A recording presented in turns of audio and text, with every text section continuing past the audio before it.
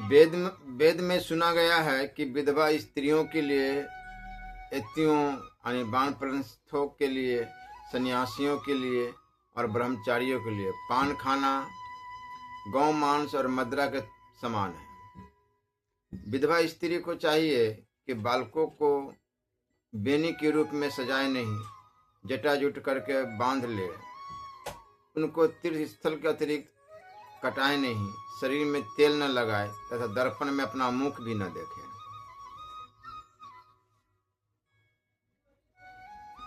दूसरे पुरुषों का मुख न देखे, यात्रा, नृत्यों तथा अन्य प्रकार के नृत्यों को तथा महोत्सव को भी न देखे, गाना न सुने और सुसज्जित सुंदर पुरुष की ओर तो कदापि न देखे। इसलिए विधवा स्त्रियों को अपना जीवन बहुत सीधा साधा तपोमय बनाना चाहिए।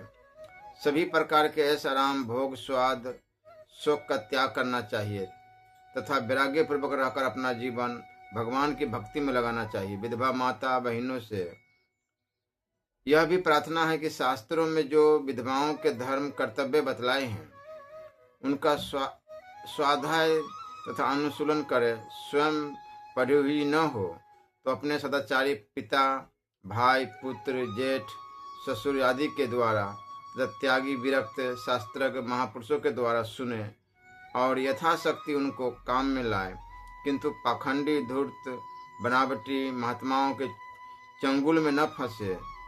जो कंचन और कामनी के दास है उनके तो पास भी न जाए। स्त्रियों को किसी भी पुरुष को, चाहे वह महात्मा ही क्यों न हो, गुरु नहीं बनाना चाहिए, क्योंकि स्त्रियों का तो पति ही गुरु है और पति के मरने पर परम पति परमेश्वर जगत गुरु है।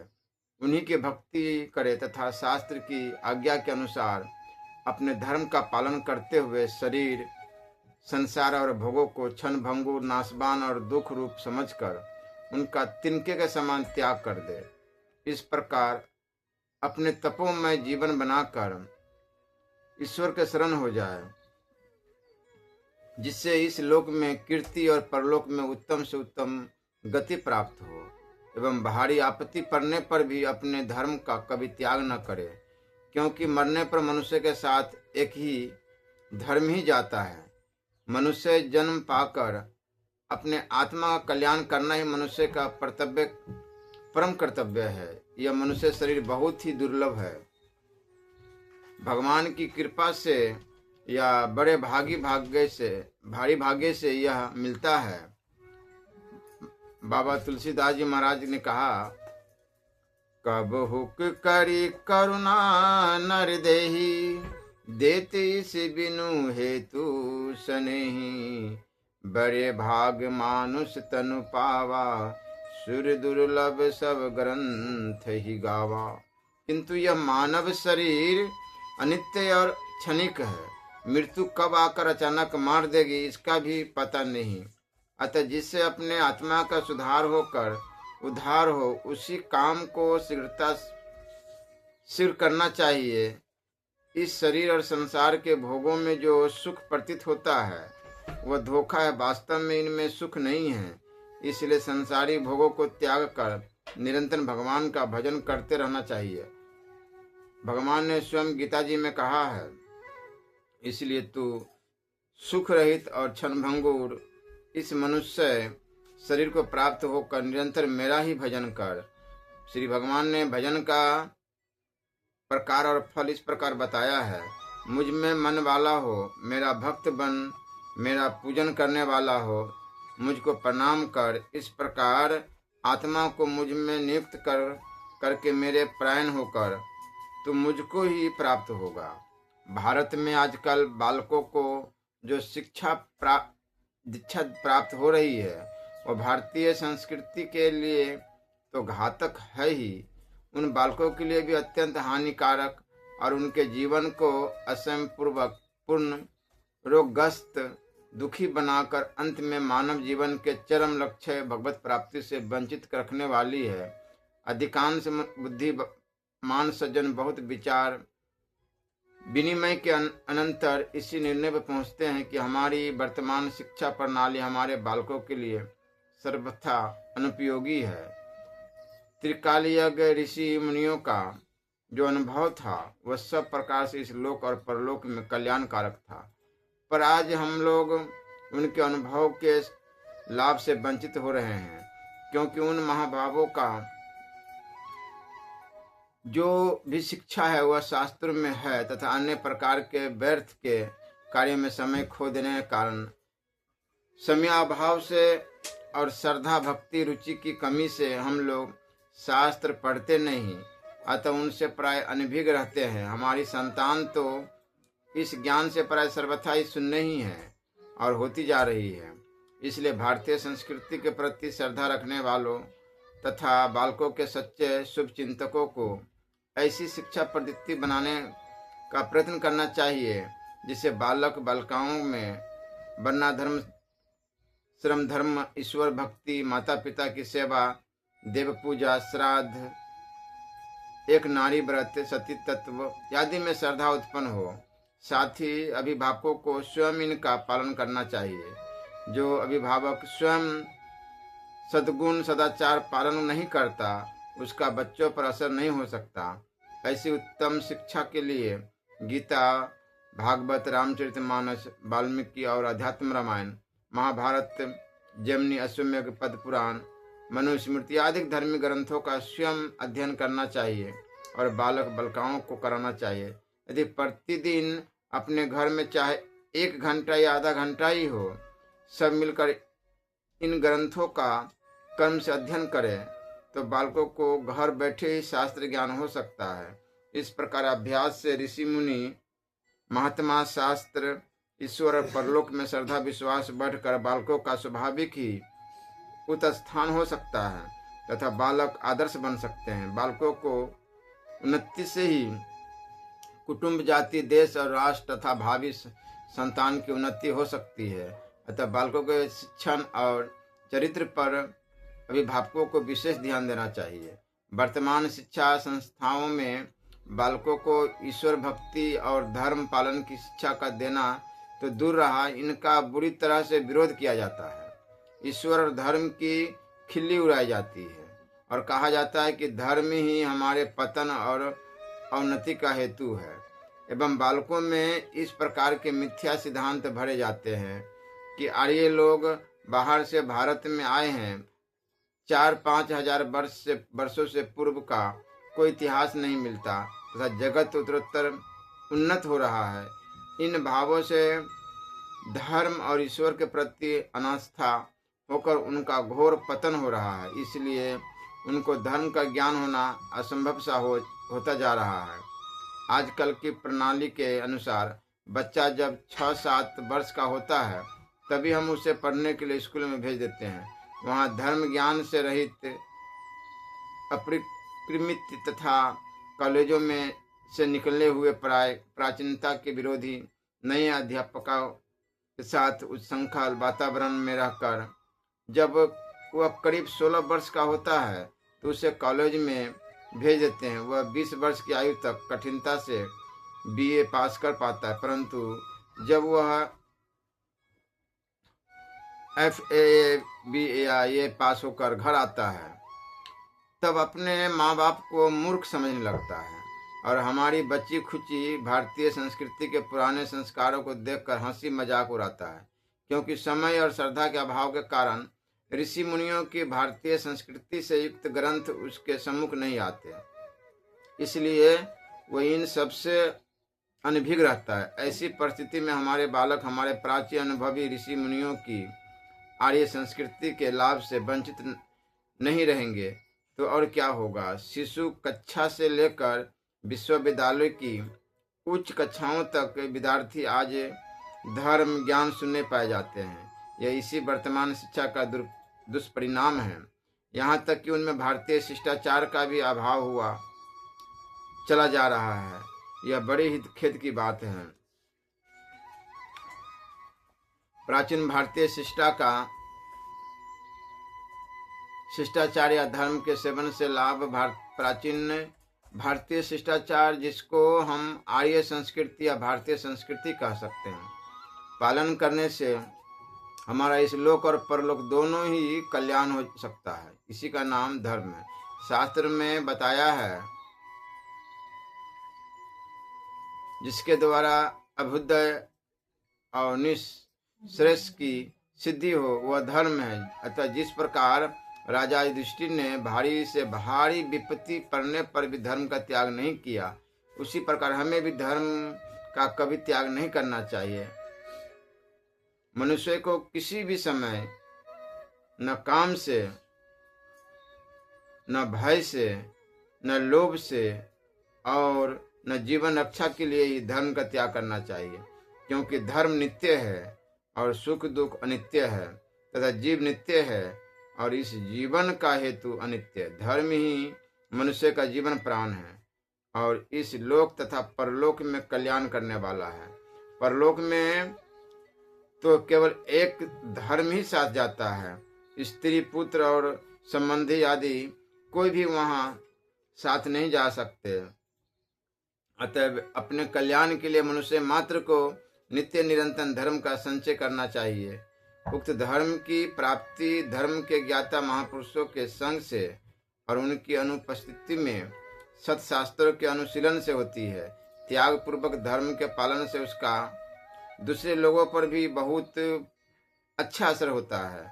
उसके प्रभाव से पापी पुरुष भी धर्मात्मा बन जाते हैं। राजा युधिष्ठिर का इतना भारी प्रभाव था कि वे जिस देश में वास करते थे, उस देश में धर्म का प्रसार, धन धान्य की वृद्धि और दुर्भिक्ष, महामारी आदि की स्वत निवृत्ति हो जाया करती थी। महाराज युधिष्ठिर का यह प्रभाव विस्तार से देखना चाहिए, जो महाभारत के विराट पर्व का 28वां अध्याय देखना चाहिए।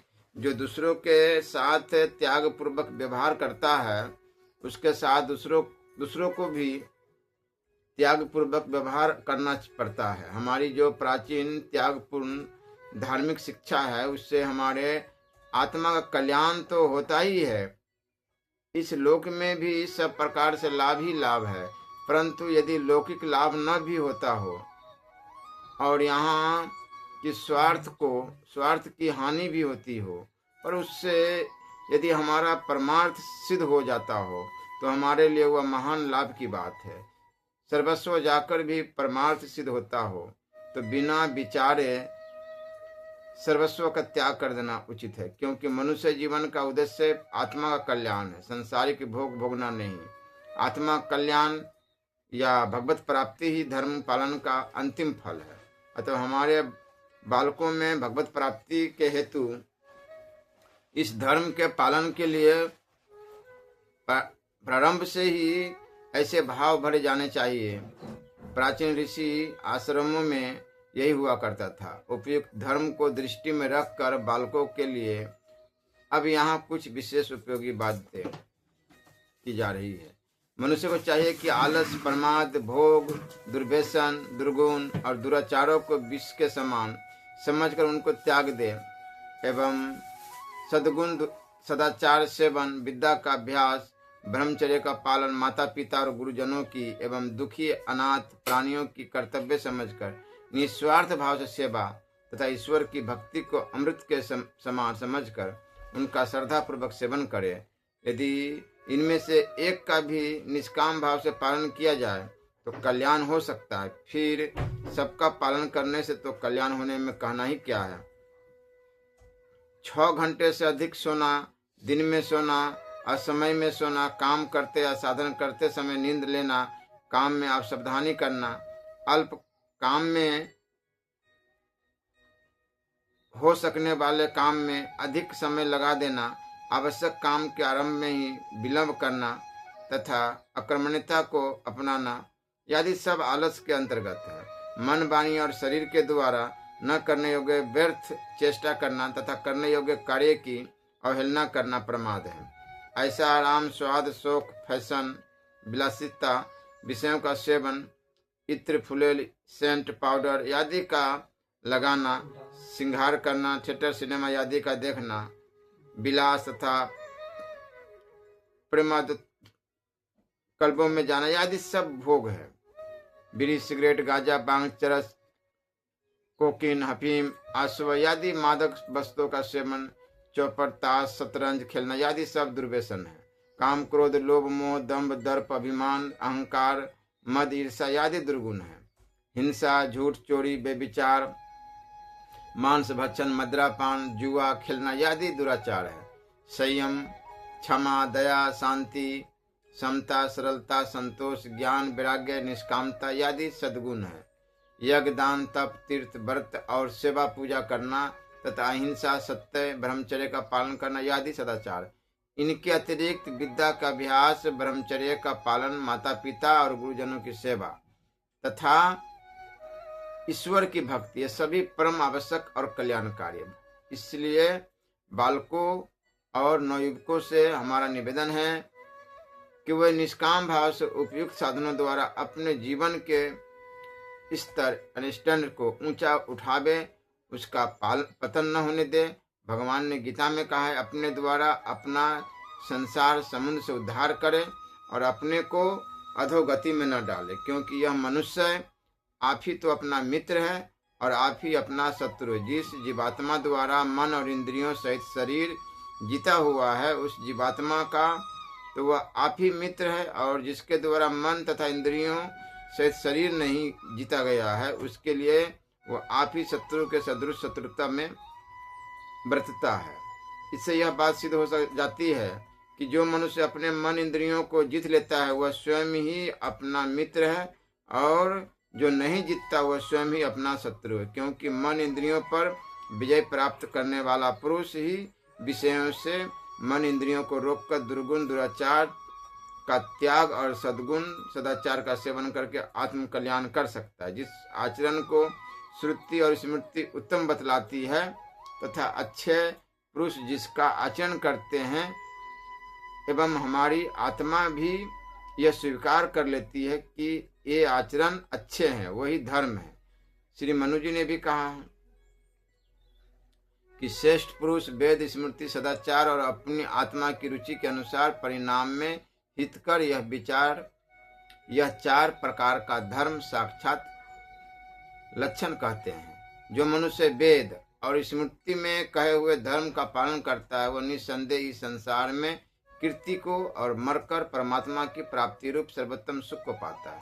अतः युवकों से हमारा निवेदन है कि वर्तमान में जो हमारा बहुत ही नैतिक पतन हो रहा है, इससे बचकर अपनी आत्मा को उठावे तथा इस लोक और परलोक में हमारा परम कल्याण हो, वही आचरण करे एवं सच्चे हृदय से लगने के साथ सभी ओर से ऐसा प्रयत्न करे जिसमें अपनी भौतिक और बौद्धिक, व्यवहारिक और सामाजिक, नैतिक और धार्मिक तथा आध्यात्मिक या परमार्थिक उन्नति हो, मानव जीवन सफल हो, यहाँ अभ्युदय को प्राप्त करे और अंत में मुक्ति की प्राप्ति हो, जिससे शरीर निरोग रहे तथा संसार में धन धान्य और शिल्प विद्या आदि की उन्नति हो। यह भौतिक उन्नति है।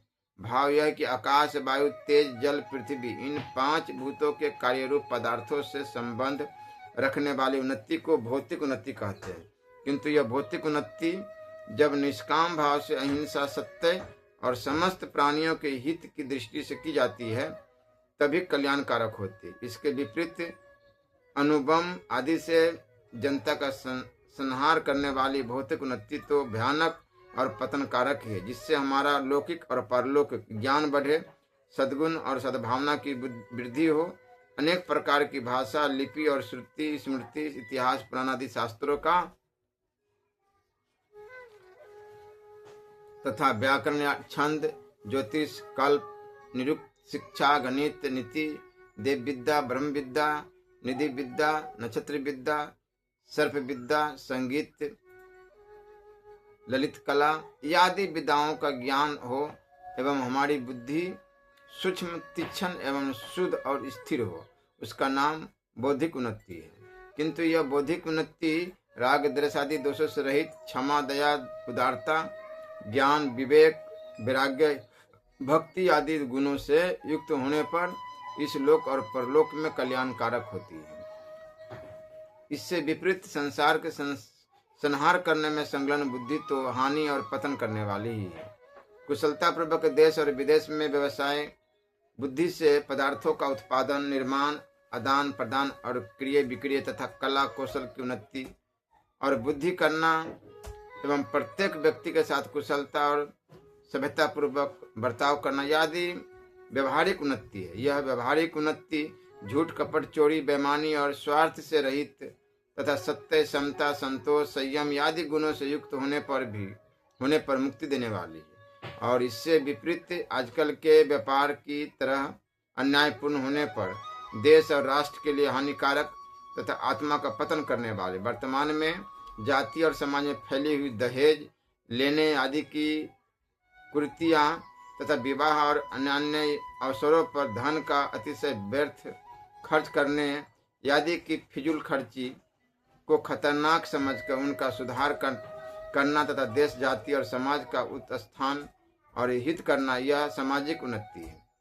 रेल यात्रा के समय जगह रहते हुए भी अपने डिब्बे में दूसरे को नहीं घुसने देना, तीसरे दर्जे का टिकट लेकर इंटर में बैठ जाना अथवा इंटर का टिकट लेकर सेकंड में सवार होना, टिकट के अनुसार नियत किए हुए परिणाम से अधिक बोझ बिना किराए चुकाए ही ले जाना, हाकिम या पंच बनकर पक्षपात करना, व्यापार में झूठ, कपट, चोरी, बेईमानी करना और झूठे बही खाते बनाना, सरकार और रेलवे की उनके कर्मचारियों से मिलकर चोरी करना, रिश्वत आदि लेकर चोरी अथवा अनैतिकता में सहायता करना आदि सब नैतिक पतन है।